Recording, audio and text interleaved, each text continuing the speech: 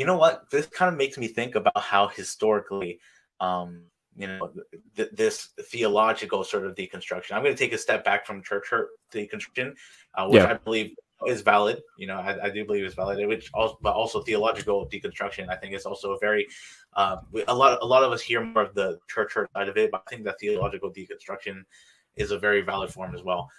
So, for example, Martin Luther, we could see him as like the Ooh. deconstruction person, I mean, it wasn't his whole purpose to basically reform the church, right? The Catholic Church. So, I mean, like, we could take a look at someone like Martin Luther wrote his 95 Theses, put it on the wall, saying these are 95 different things that I have an issue with the Catholic Church that are clearly not biblical, right?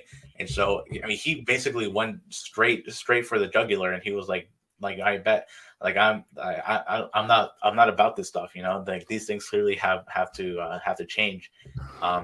And so we kind of look at instances, right, where the Catholic Church, especially with doctrines like the justification by faith alone, where they're clearly wrong. And then we see people who have taken up the torch over the years to correct those sort of things. And so we kind of now bring it to however long it's been, 600 years, 500 years, 600 years, about Something like that. I don't know church history like that. something like that. I'm not good at math.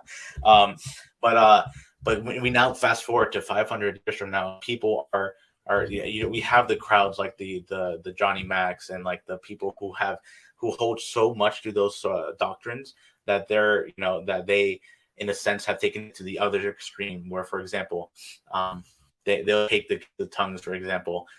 They see they see the dangers that the charismatic movement have with the gift of tongues and prophecy and all that stuff, and they want to take it to the other extreme and say none of that exists today. Yeah. They take the the doctrines from the Catholic Church during the Reformation, and then they swung a whole bunch to the other side, to the other extreme, where XYZ, whatever doctrine, they tend to take it to the other extreme. And so I think especially people who are coming out of those sort of streams, they and even people in general really just have to take a step back out of their own traditions, out of their own streams of thought, and they have to say, I bet, but like, what does the word actually say?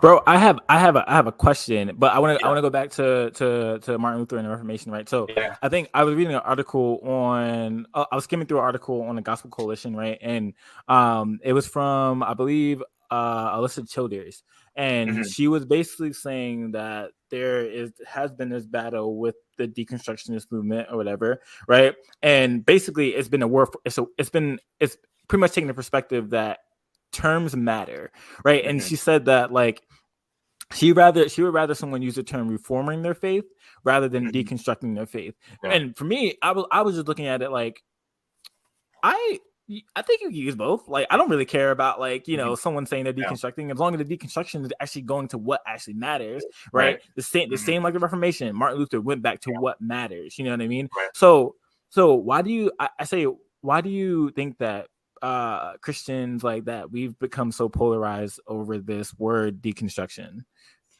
Yeah, I think they the evangelicals tend to be more on the conservative side, and so when they hear a word like deconstruction, they automatically associate it with liberal, right? They automatically associate it with progressive Christianity, right? And so and to be fair, a whole bunch of people who have deconstructed have gone on to become progressive Christians, and so so I think that's why it's become something so polarizing, is because the conservative Christians will be like, all right, well, clearly deconstruction leads to becoming aggressive, and so you're as far away as possible from that. And so, I mean, like, for example, you see, I have to open here and Got Questions. GotQuestions.com is they're also like a reformed conservative type organization. They answer a whole bunch of questions, and actually a really useful website. But in their page in deconstruction, they basically have here, the basic tenets of deconstructionism are contrary to the clear teaching of the Bible. The absolute truth does exist. We can indeed know it. And then we can indeed know it.